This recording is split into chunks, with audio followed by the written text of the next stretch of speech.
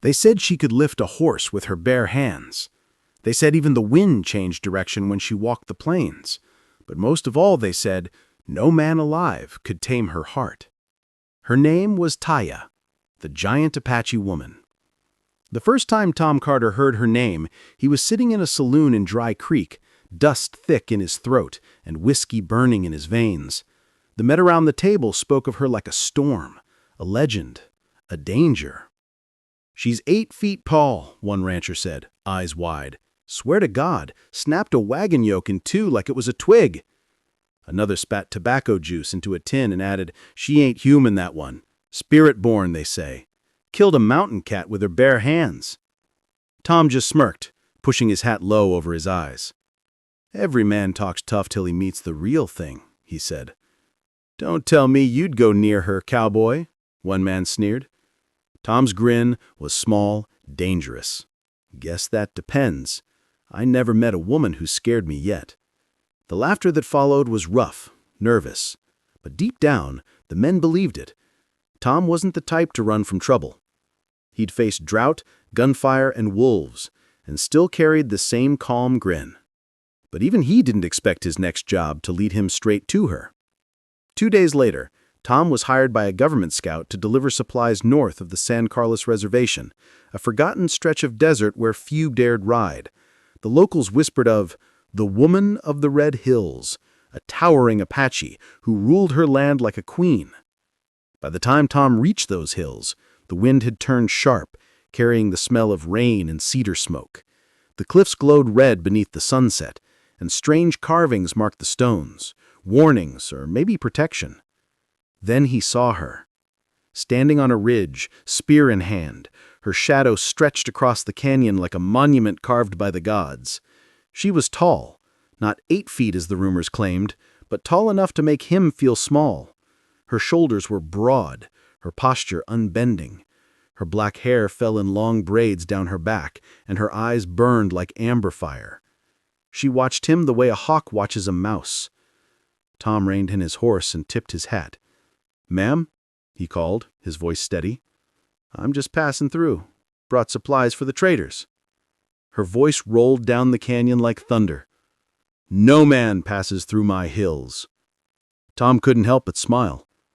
"Didn't realize they belonged to you." "They belong to the spirit," she said sharply. "And I guard them."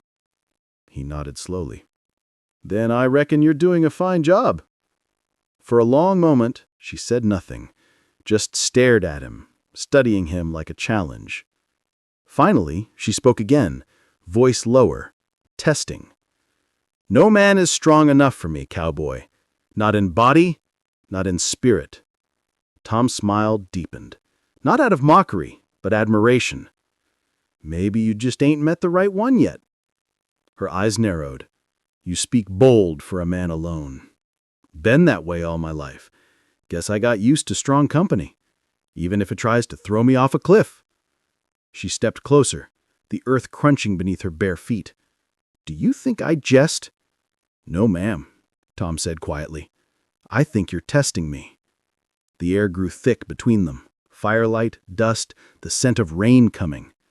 Then she did something no man in Dry Creek would have believed possible. She smiled. It was small, dangerous, but real. "We shall see, cowboy. We shall see what kind of strength lives in you." And before he could reply, she turned and vanished into the dusk, leaving only her voice echoing through the canyon. "If you wish to pass through my hills, prove it." Tom exhaled, his pulse quickened, a strange excitement stirring in his chest. He'd faced outlaws, storms, and starvation, but something told him none of that would prepare him for her. The next morning, the sun rose hard and unforgiving over the plains. Its light spread like fire across the golden grasslands, painting the land in the color of steel and sweat. Coyotes had howled all night, but by dawn, silence returned, the kind of silence that told stories without words. Inside his small wooden cabin, Luke Carson, the cowboy, poured black coffee into a tin cup. He hadn't slept much. His mind kept circling back to the same thought, the giant Apache woman he'd met by the creek. Her name still echoed in his head, Nayeli. She had eyes that burned like smoldering coal and arms that looked like they could bend an iron horseshoe without breaking a sweat. She wasn't just tall, she carried herself like a mountain in motion. And her words had hit him harder than a pistol's recoil. No man is strong enough for me. Luke couldn't tell whether she meant it as a warning or a dare. He buttoned his shirt, strapped on his gun belt, and stepped outside. The morning air was cool, sharp, carrying the smell of sagebrush and dust. His horse, Dusty, snorted softly, as if sensing something coming. As Luke tightened the reins, he saw movement at the edge of the canyon trail. A cloud of red dust rose, and out of it came a sight that nearly made him drop his cup. Nayeli, towering, fierce, dressed in dark deerskin, a necklace of eagle claws resting on her chest. Beyond her rode 3 Apache warriors, all mounted and silent. Luke straightened, pushing his hat down to shade his eyes. "Morning," he said, voice steady. "Didn't expect company so early." She stopped her horse a few feet from him. "You said you were strong, cowboy. Now's the time to prove it." Her tone was calm, almost cold.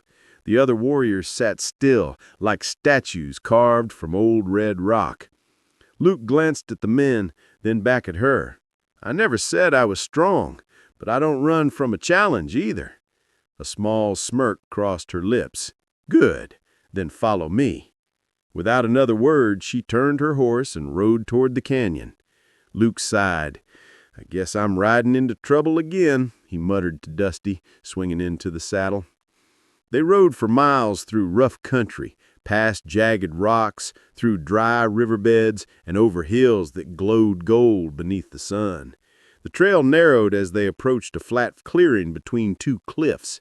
In the middle of it stood a massive boulder, split down the center. Nayeli dismounted, her boots crunching the sand. She pointed to the rock. "My father said only a man worthy of standing beside me could lift that stone. None ever did." Luke looked at the boulder, big as a horse, weathered by time. He chuckled. "You sure know how to greet a man." The Apache warriors watched in silence, their faces unreadable. Nayeli crossed her arms. "Show me your strength, cowboy, or admit you're like the others, all talk, no heart." Luke stepped forward, removed his hat, and tossed it aside.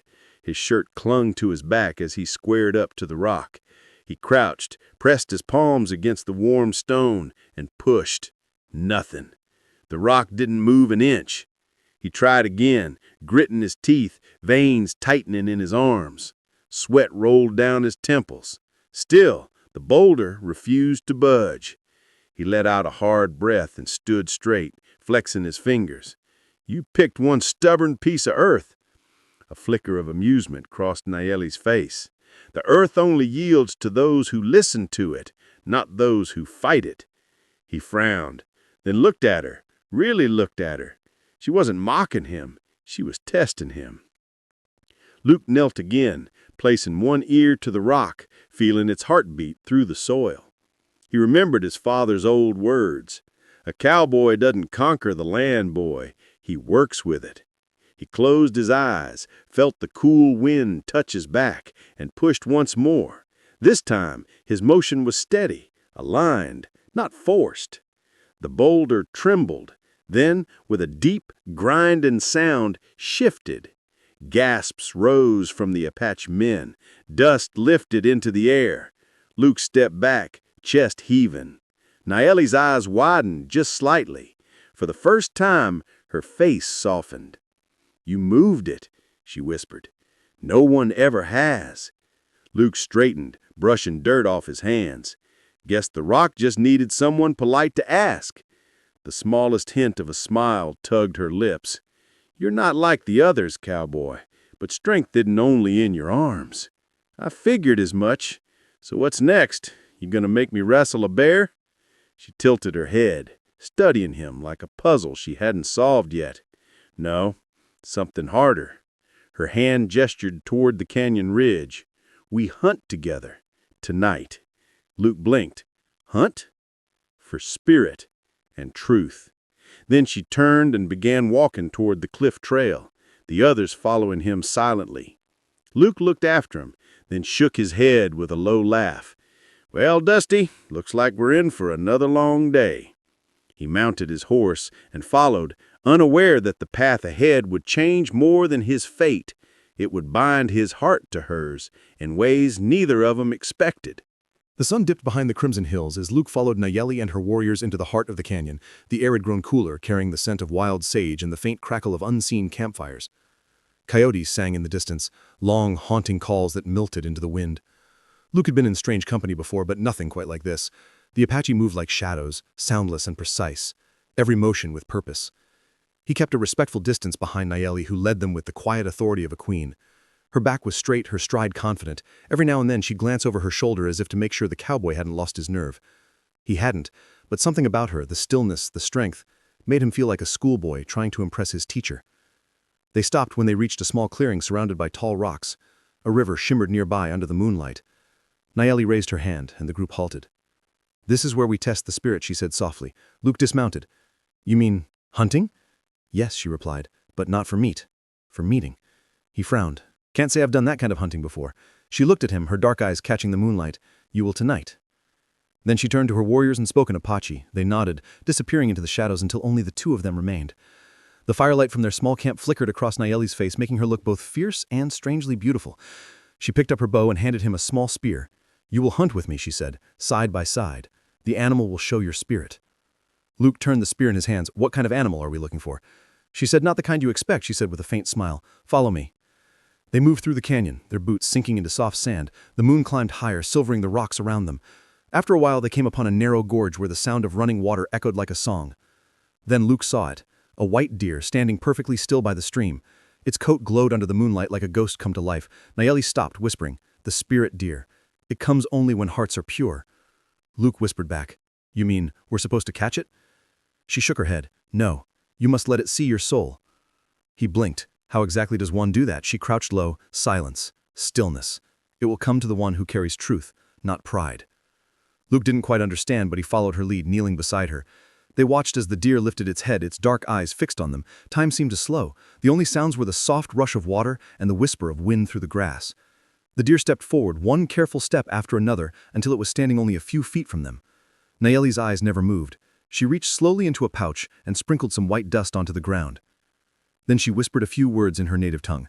Luke felt something shift, not around him but inside him. The air felt thick, alive. The deer turned its gaze toward him, and for a moment it felt like it was looking straight into his heart. Every scar, every secret, every loss he had buried out on those lonely plains seemed to surface at once. Then the deer let out a quiet breath and vanished. Gone, like mist before dawn. Luke blinked, staring at the empty space. What in God's name just happened? Nayeli stood slowly, brushing dust from her knees. "The spirit saw you." "Saw me," he repeated, "and what did it see?" She looked at him for a long time before answering. A man who carries pain like a saddle, but does not let it break him. He swallowed hard. Her words struck deeper than he expected. She continued, her tone gentler now. "That is real strength, not in your arms, but here." She placed her hand over her heart. Luke didn't speak. For the first time since he'd met her, he didn't feel the need to prove anything. They stood there in silence under the glowing moon. Then Nayeli said quietly, "You are different, Cowboy. The earth listens to you. The spirit listens too." He rubbed the back of his neck. "Can't say I've had many spirits listening before. Usually just folks yelling." She chuckled softly, the sound like music carried on the wind. It was the first time he had heard her laugh, and he found himself smiling without meaning to. When they returned to camp, the warriors were already waiting. They looked at Luke with newfound respect. Nayeli said something to them in her language, and they nodded, almost in approval. "What did you tell them?" Luke asked. "That the spirit accepted you," she replied. "You passed the test." He raised a brow. "So what does that mean?" "It means," she said, looking him in the eye, "you may stay." Her tone was calm, but her gaze lingered a heartbeat longer than before. Luke felt something strange stir inside him, something he hadn't felt in years. As the fire burned low and the stars deepened overhead, he sat beside her in silence. Neither spoke, but the air between them felt charged, as if both were aware of something beginning they couldn't quite name. And somewhere beyond the canyon an owl cried, echoing the truth that both their hearts were starting to understand. Sometimes destiny doesn't arrive with thunder. It walks quietly beside you, dressed in silence and starlight. The storm rolled in without warning. One moment the night was quiet, filled with the sound of crickets and wind sighing through the canyon. The next, black clouds gathered above like an army of shadows. Luke and the Apache tribe scrambled to secure their camp. Horses neighed and tugged at their reins, nervous from the smell of rain and thunder. The air felt charged, heavy with something more than weather. Nayeli stood at the edge of the camp, her long braids whipping in the wind, her eyes narrowed toward the horizon. Lightning flashed behind her, outlining her tall frame like a warrior goddess carved from stormlight. Luke jogged toward her, his hat clutched tight against the wind. "We gotta take cover. This ain't just a drizzle." She didn't move. "The storm brings a message." He frowned. "A message? It's bringing lightning is what it's bringing."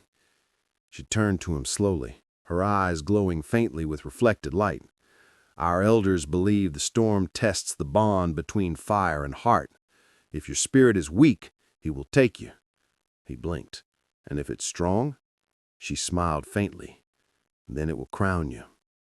Before he could reply, thunder split the sky. A bolt of lightning struck a tree not far from camp, sending sparks flying. The horses panicked. Luke ran toward him, grabbing the reins of a wild-eyed Mustang before it broke loose. The animal reared, nearly throwing him backward, but he held firm. The rain poured harder now, drenching him from head to toe. He wrestled the horse back to safety, muscles straining, heart pounding. When he turned around, Nayeli was beside him, helping tie the last knots with swift precision. Their hands brushed, a brief touch but enough to send a current through both of them that rivaled the storm. "Why are you helping?" he asked over the roar of the wind. Nayeli's eyes flickered to him. "Maybe I was wrong." The words came soft but heavy, carrying something more than she meant to reveal. Rain drummed against the earth like war drums. They dragged supplies into the caves, built fires, and gathered under the shelter of stone. Lightning flashed through the entrance, painting their faces in stark white for an instant before plunging them back into gold and shadow. Luke sat beside Nayeli near the fire, both shivering, soaked to the bone. Steam rose from their clothes. She watched the flames dance. "When I was a girl, our tribe shaman told me I would never find a man to match my spirit. He said my strength would always frighten those who sought to tame it." Luke looked at her carefully. "And you believed him?" "I did, until tonight."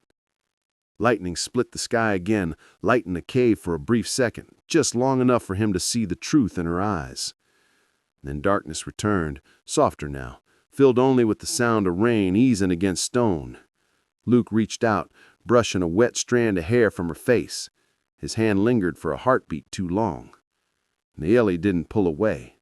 Their eyes locked, and for the first time, she didn't seem like a warrior standing above him, but a woman, guarded yet open, fierce yet breakable.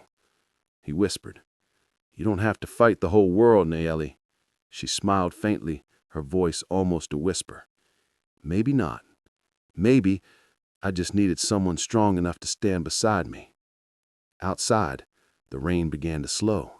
The thunder faded into the distance, leaving behind only the sound of dripping water and the crackling of fire.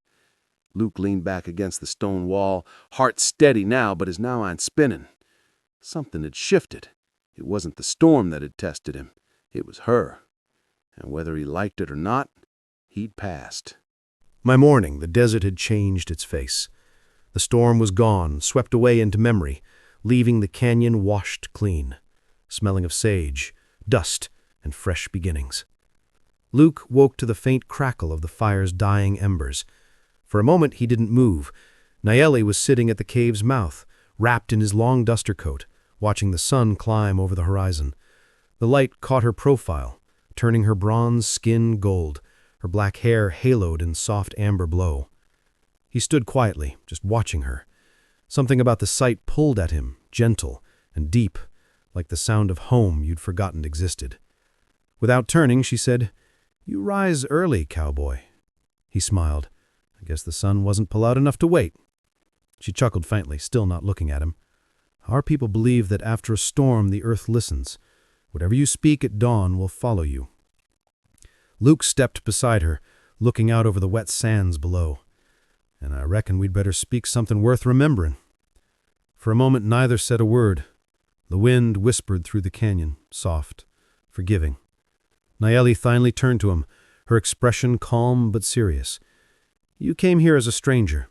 You fought beside me, stood against fear, and faced the spirit's test. But the question remains, why did you stay?" Luke didn't answer right away. He kicked a stone near his boot, watching it roll toward the edge. "Truth is, I didn't plan to, not at first. I just wanted to make sure you got home safe, but somewhere between that fire and this sunrise, it started to feel like home too." Her dark eyes held his. "And if I told you home is a place you must earn, would you still try?" He smiled faintly. "Darlin', I've been earning my keep since I could walk." That made her laugh, a real laugh this time, soft and musical. "You talk bold, cowboy." He tilted his hat down slightly. "Comes with the territory." A group of Apache warriors began approaching from across the ridge. Among them was Chief Chino, Nayeli's father, a towering man with silver hair and eyes sharp as a hawk's. Luke's hand twitched near his belt out of habit, but Nayeli shook her head. "Peace," she said. "They come to speak, not to fight." When they reached the cave, Chino stopped and looked Luke over from head to toe. The silence stretched long and heavy. Then he said, in a deep, resonant voice, "My daughter tells me you faced the spirit deer and the storm of hearts." Luke nodded slowly. "I guess I did, sir."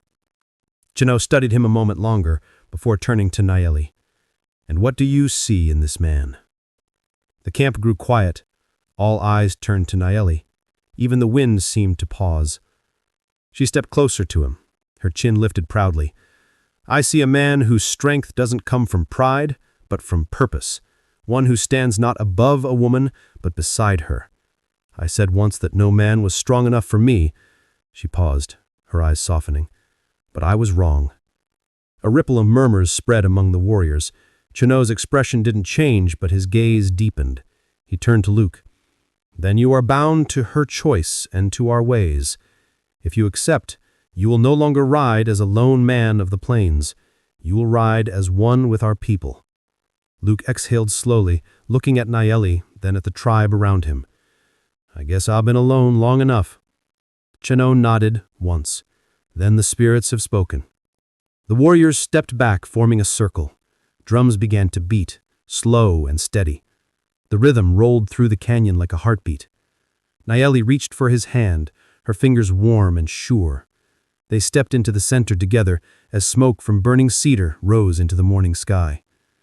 She turned to him, whispering, "Among my people, this moment means union of paths, two souls walking the same trail, no matter how far it winds." Luke squeezed her hand gently. "Sounds like a good road to ride." The chief began chanting in a low, powerful voice. Feathers swayed in the breeze. The tribe watched in reverent silence as two lives from different worlds joined under the desert sun. When the drums ceased, Nayeli turned to Luke with a soft smile. "You are no longer the stranger, cowboy." He tipped his hat, his brin faint but full of awe. "Then I reckon I'll start learning the language." She laughed, light and free, then leaned in close enough for her breath to warm his cheek. The heart speaks first. Words come later. He wanted to say something back, but before he could, she kissed him, slow, certain, and full of everything neither had dared to say before. The tribe cheered. The drums began again, faster now, echoing joy through the hills.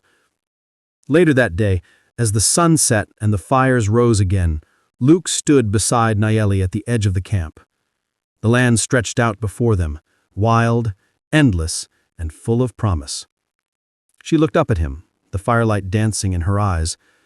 "Do you still think the desert has no mercy?" He smiled. "Not anymore. Seems she gave me her finest treasure." Nayeli cleffered fulfully, slipping her hand into his. "Then may you never forget, even the fiercest hearts can find peace when they stop fighting the wind." Luke looked out toward the horizon, where the last light faded behind the mountains. "I guess I'll remember that." The two stood there as the stars blinked awake above them, a cowboy and a once untamable warrior, bound not by conquest or power, but by respect and something stronger, love, born of fire and storm. And in the quiet that followed, The desert whispered their names into the wind, carrying them across the plains. A legend of strength meeting strength, and two souls who finally found where they belonged. Stories like these are never truly finished. They echo across the plains and whisper through the mountains. If you've heard this one, then you know another is always coming. Stay tuned.